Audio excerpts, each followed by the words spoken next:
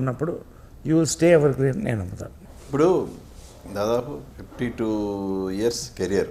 So ఈ 52 years కెరియర్ని కొన్ని దశలుగా విభజించాలంటే మీరు ఎన్ని దశలుగా విభజిస్తారు? ఆయా దశల్లో మీరు అంటే మీ కెరియర్ని పీక్ స్టేజ్ చెప్పాలంటే ఏం చెప్తారు? ఇది చాలా లాంగ్ అవుతుంది కానీ ఒకటి చైల్డ్ యాక్టర్గా అది నిజంగా అదృష్టం అనుకోవాలి. ఎవరో చైల్డ్ ఆర్టిస్ట్ 12 కాపురంలో అతను చేయలేకపోవడం, ఆ టైంకి నేను కనిపించడం, ప్రభాకర్ రెడ్డి గారి ఆఫీసు మా ఆఫీసులో ఉండడం, నువ్వు చేస్తావని అడగడం, నేను చేస్తానంటే మా అమ్మకి చెప్పొద్దు అని చెప్పడం. ఎందుకంటే మా అమ్మ అంతదని భయం. ఆమె వచ్చే లోపల షూటింగ్ పెట్టచ్చు పని నేను అంత తెలివితే అట్లా. సో షూటింగ్ స్టార్ట్ చేసి వస్తే వీడియోని ట్యాక్ చేస్తున్నాడంటే అది పెట్టేసాం, నేను అయిపోయిందిలేండి వదిలేండి అన్నారు. అంటే సినిమాలో ఉండాలని నా డ్రీమ్. నేను చూసింది చిన్నప్పటి నుంచి మేకప్ రూమ్లు, ఆ జనం, ఆ లైట్లు, ఆ రిఫ్లెక్టర్లు ఇవే.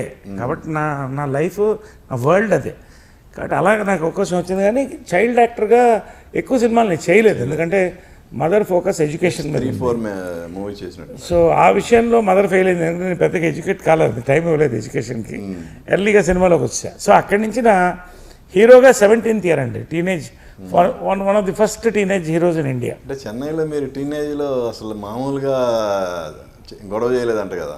ఇప్పుడు ఒకటి ఆ ఏజ్లో గొడవ చేస్తే ఇప్పుడు గొడవ చేస్తే బాగుంటుంది చెప్పండి.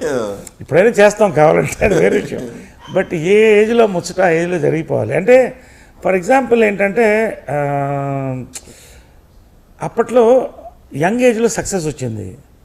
17th ఇయర్ నా ఫస్ట్ 10,000 రూపాయలు రెమ్యునరేషన్ తీసుకున్నా. ఇప్పుడు equal to maybe 20 lakhs or 30 lakhs 4 స్తంభాలకి సక్సెస్ చూశాను. కానీ ఆంధ్రప్రదేశ్కి దూరంగా ఉన్నాను కాబట్టి నన్ను తెలుగువాడు తప్ప గుర్తుపట్టేవాడు ఎవరు లేరు. అదో అవకాశం. కెమెరాలు లేవు, మీడియా లేదు. So we had really healthy fun అండి అందరు కూడా. అంతే ఫర్ ఎగ్జాంపుల్ అప్పట్లో క్యారవన్స్ లేవు, అందరూ ఆర్టిస్టులు కలుసుకునేవాడు, మాట్లాడుకున్నాడు సాయంకాలం ఎక్కడ కలుద్దాం అని. ఎక్కడో పబ్బింగ్, అప్పుడో పబ్స్ రాలేదనుకోండి, సరదాగా డిస్కోకి వెళ్ళేవాళ్ళం, బీచ్ టు ఎంజాయ్. అదేవిధంగా ఊటీలో షూటింగ్ ఉందనుకోండి, సమ్మర్లో అందరు ఆర్టిస్టులు, శివాజీ గణేశన్ ప్రభు, వాళ్ళ అబ్బాయి ప్రభు, మేము వీళ్ళందరూ కూడా కలిసి ఉండేవాళ్ళం షూటింగ్కి.